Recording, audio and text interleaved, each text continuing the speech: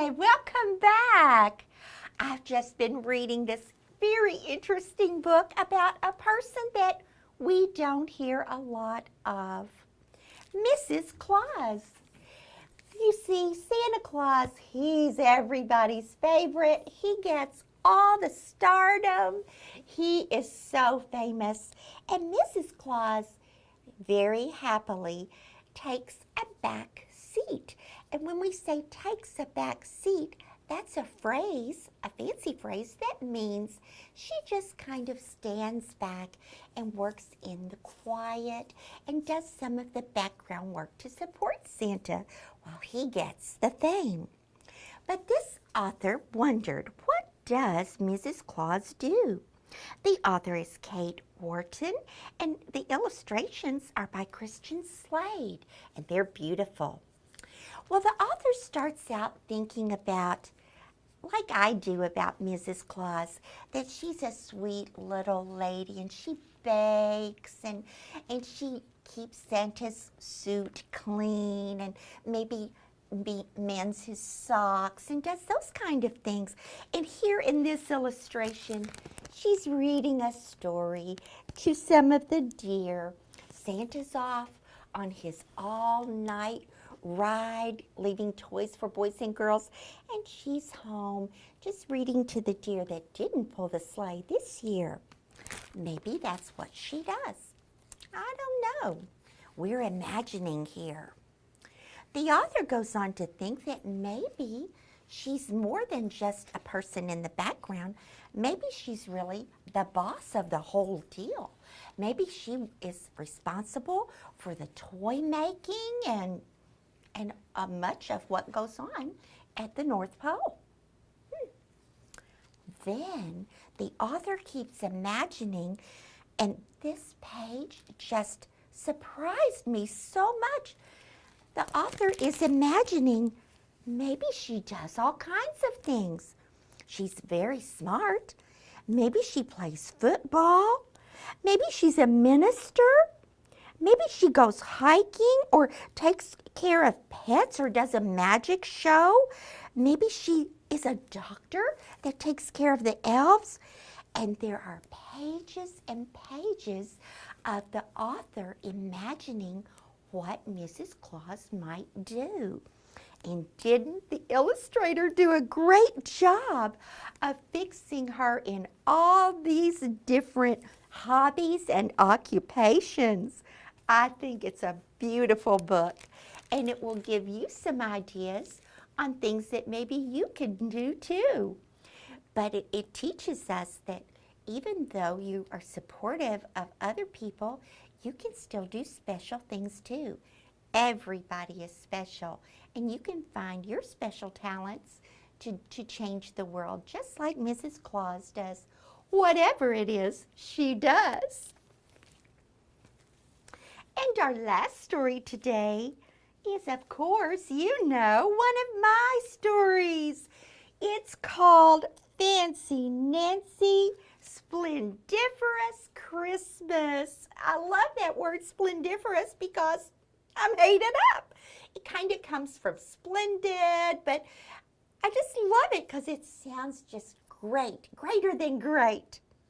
You know my author, Jane O'Connor, and my illustrator, Robin Price Glasser.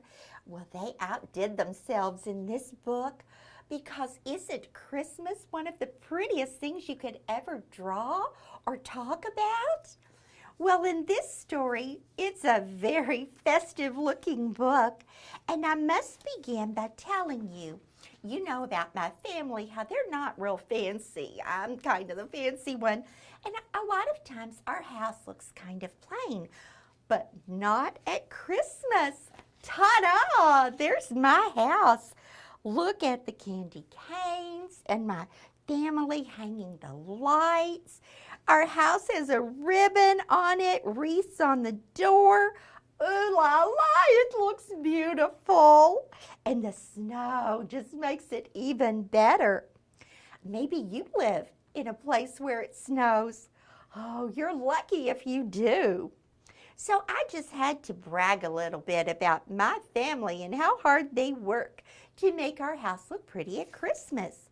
Oh, and I must show you Frenchie, my sweet doggie. Doesn't she just look like the Christmas pup of all time? She's so cute. She's very gentle and lets me dress her up, and I'm glad about that. Now, one of our traditions in our family is we wait for Grandpa to help us decorate the Christmas tree. And Grandpa sometimes doesn't move as fast as I would like. Maybe your grandma and grandpa take their time too. Well, I just think it should be time for Grandpa to be at our house, and he isn't. So we bake cookies, and then we check the presents. I finish wrapping some of my presents. We even go out and sing Christmas carols to our neighbor, Mrs. Devine, and Grandpa still isn't there. So we start getting out the ornaments, so when he does arrive, we can start right in to decorate.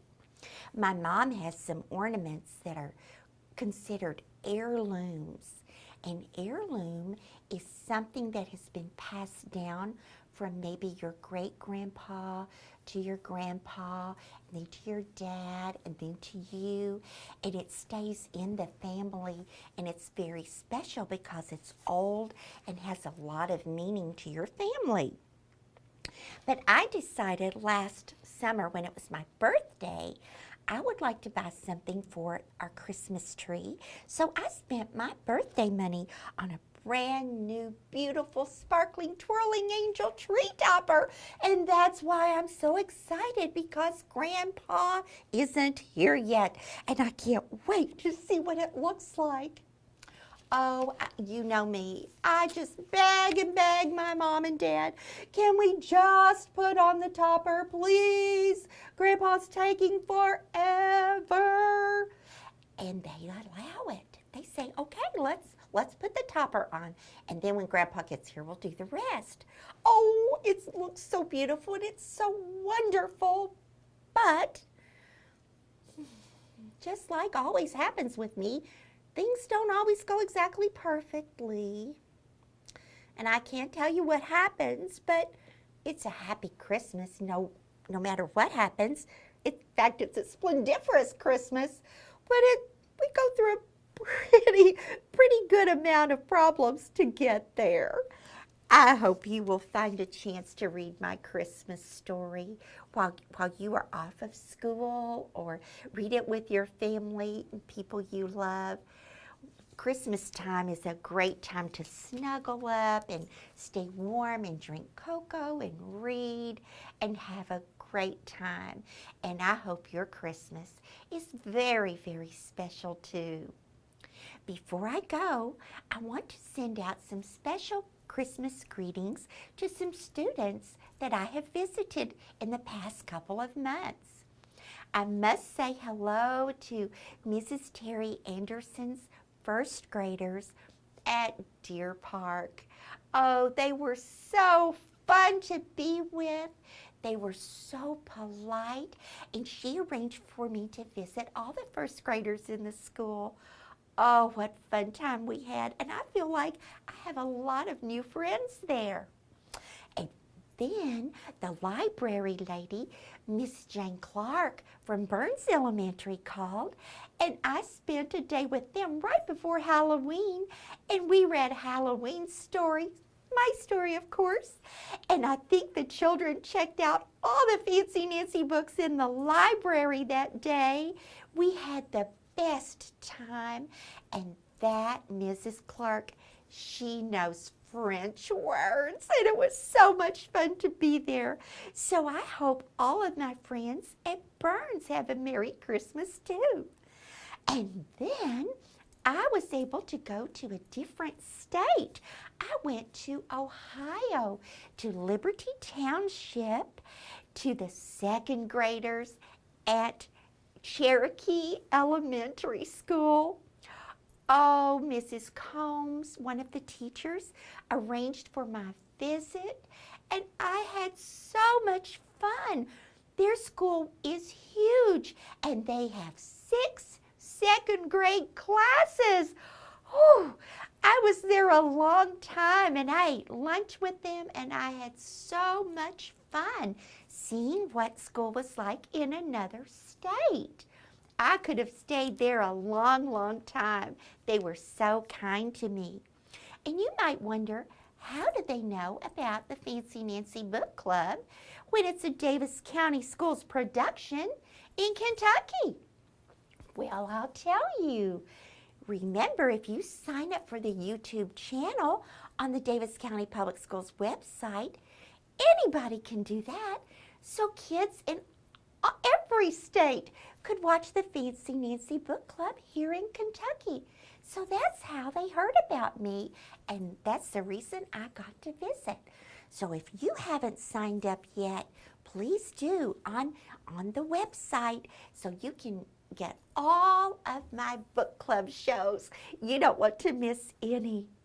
It's been so fun to be with you, and I know Santa is going to be good to all those kids I visited, because at every place their manners were impeccable, and that's a fancy word that means perfect. Until next time, enjoy the season and the special holiday with your family, and keep reading, and I'll see you next year. Au revoir.